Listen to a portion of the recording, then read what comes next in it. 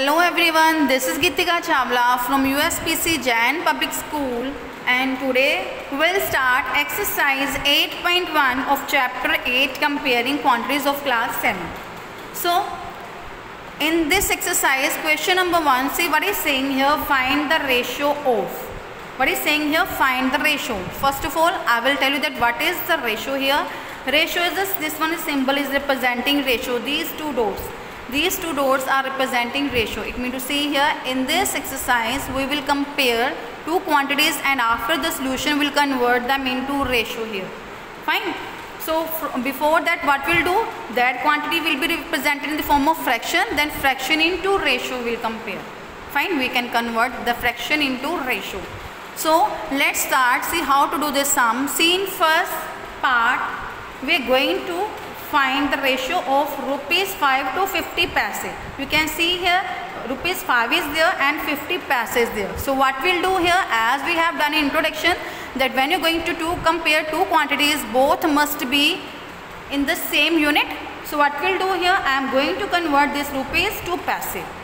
So what we'll do here, as we know that rupees 1 equals to 100 paise. So what we'll do here, I will write rupees 5, and on the place of rupees I will write 100 paise, because the reason is that 1 rupees equals to 100 paise.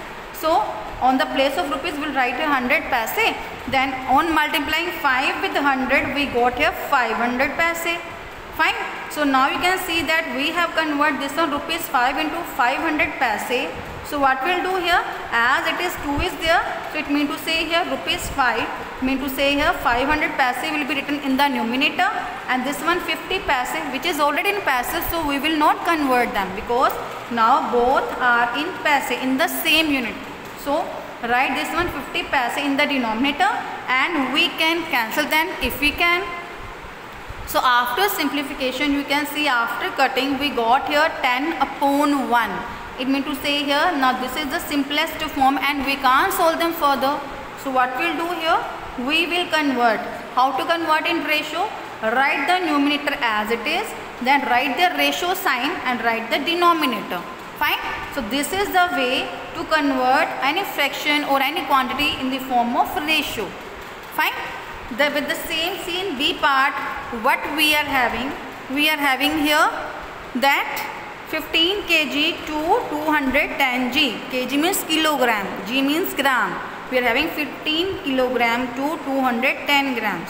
So what we'll do here, it is good to convert the greatest unit to the smaller unit. Fine. So what we'll do again, as we know that 1 kilogram equals to 1000 gram. So what to do here, write 15 kilogram first, then on the place of kilogram write there 1000 gram. Then on multiplying this we got here 15,000 gram. It means to say here 15 kilogram equals to 15,000 gram.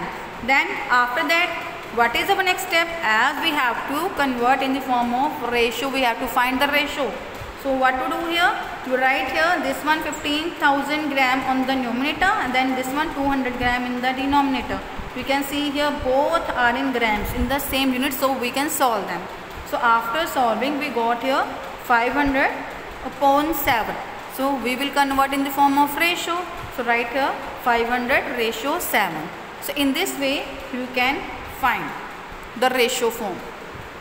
Then see, in C part what is saying here, now we are having 9 meter to 27 centimeter. Now you can see here meter is greater than centimeter. So what we'll do, we will convert this meter into centimeter. As we know that 1 meter equals to 100 centimeter.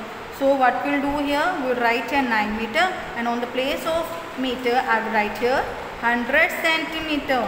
Then 9 into 100, that is 900. So it becomes 900 centimeter.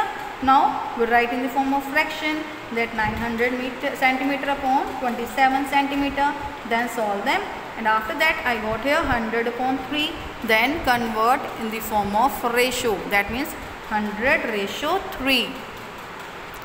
Then see in next D part what we are having, 30 days to 36 hours. Mean to say here, now one quantity is in days, other one is in hours. So what we will do here, as we know that it is easy to convert days into hours. So what we will do here, we will convert these 30 days into hours. As we know that 1 day equals to 24 hours, because in 1 day there are 24 hours.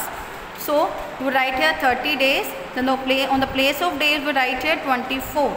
So 30 to 24, that is 720 hours. So after that again we are going to convert in the form of ratio. So 720 hours upon 36 hours, and on solving we got here 20 upon 1. It means to say here 20:1 is your answer. So in this way you can compare, we can convert the ratios, the units in the same unit, and we can solve them. Fine.